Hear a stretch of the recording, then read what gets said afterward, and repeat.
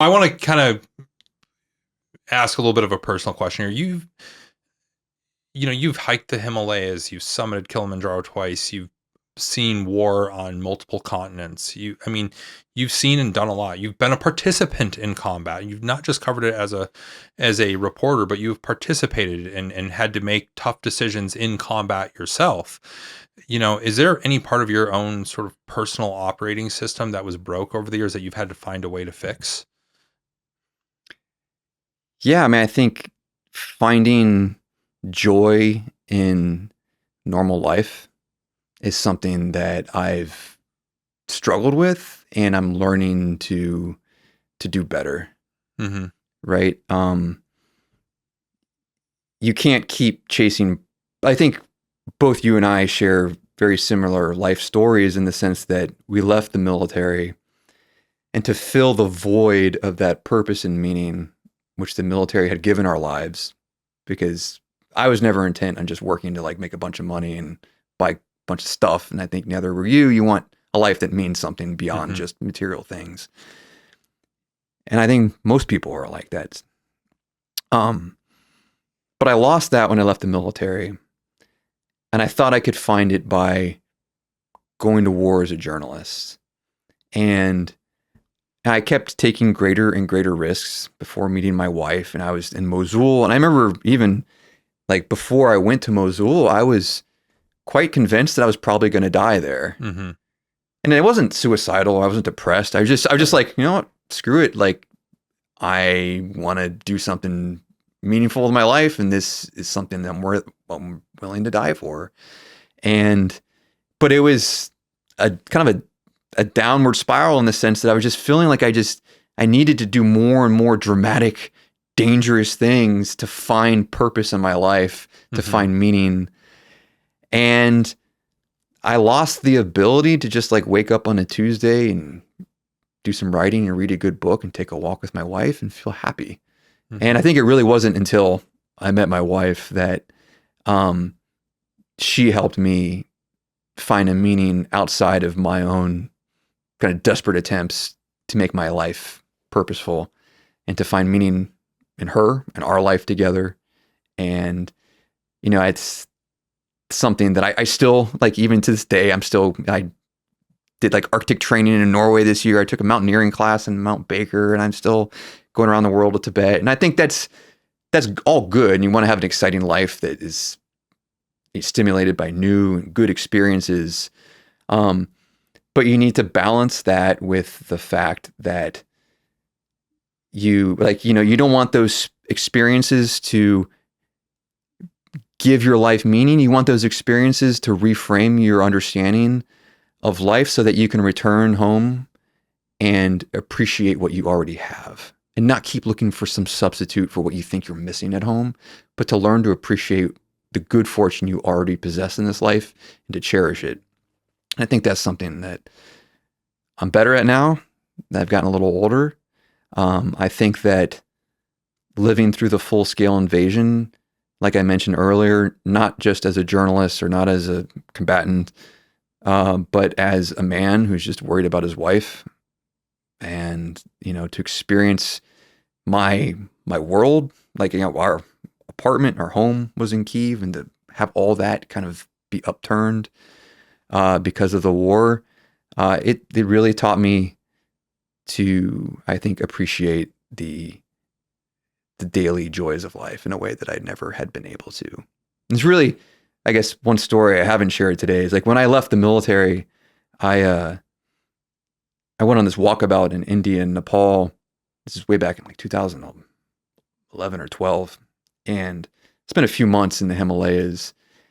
And there's this one lake on the border between India and China, so occupied Tibet. Pangong Tso is the name of the lake. It's at 14,000 feet in the middle of the very stark mountains. And I went to this one tiny little hamlet on the lake and just randomly met this old man and his wife living in this like little earthen hut along the lake shore with a big Tibetan flag flying out front. And the man's name is Sering Dundup.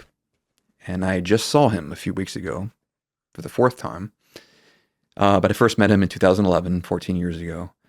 And Tsering was a freedom fighter, Tibetan freedom fighter in the Cold War, his parents were murdered by the Chinese, and as a boy, he escaped over the Himalayas in 1959, joined the resistance, fought in India's Special Frontier Force, never able to win his country's freedom, and he retired to live on this lake facing Tibet across the lake, a place to which he can never return, his forbidden homeland.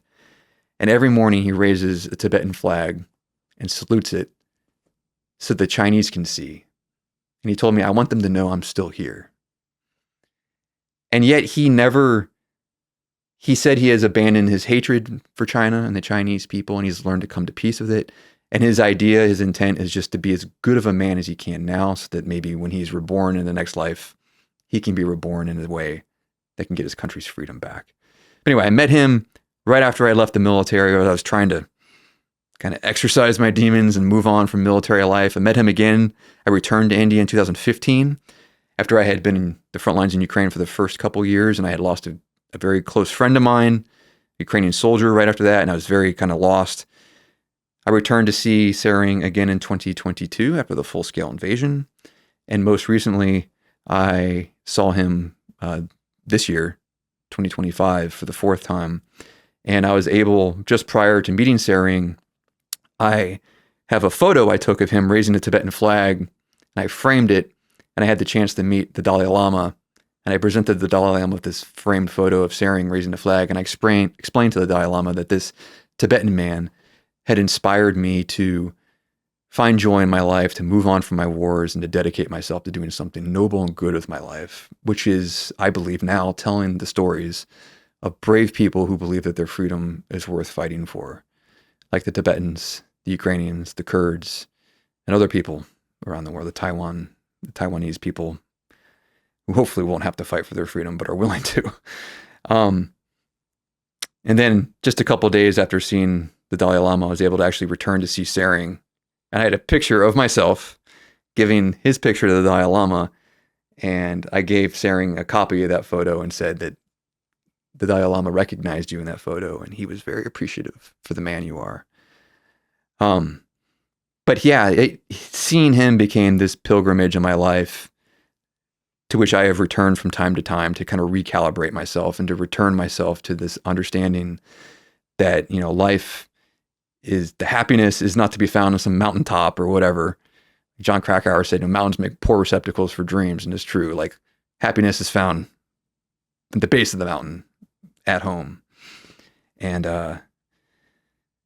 it's a lesson that I've struggled to learn throughout my life, but I feel like I'm getting closer to understanding that as I get older. I don't think I should say anything else after that. That was beautiful. I think this is a good place to stop. That was beautiful. And I for one, inspired to go visit that part of the world now, just hearing that. It's, I think one thing to add too, not to cut off your last train of thought here, is that we lost our war in Afghanistan, our generation, just like our fathers, our generation before us lost in Vietnam. And we have to deal with that, right? And I think when I first met Tsering, I was trying to move on from a war that was still going on. And like, how do you walk away from a war that you fought in that's still going on and your brothers and sisters are still fighting it? And the last 2 times I've seen him, I'm dealing with the fact that I've lost my war. And it wasn't an existential war for my country's existence like the war that Tsering fought. But I think he did help guide me through this idea. Like, did I waste my youth? Was it worth it? The friends that I lost, did they die in vain? Like, those are questions that I think that a lot of us who are still relatively young and doing things in our life, we just kind of like, whatever, well, move on. I'm angry, but I'm just going to deal with this. But I think at some point, we're young enough to still distract ourselves. Yeah. We think that we can kind of layer over that pain with new pursuits and new ventures and new things in life. But I think at some point we will need to deal with that and hopefully deal with it in a way, like I was talking about earlier, that doesn't blind us to the moments when we face a fight that is worth fighting, and to not be jaded so that we see the world only in terms of the disappointments we had with our country when our country called upon us to serve.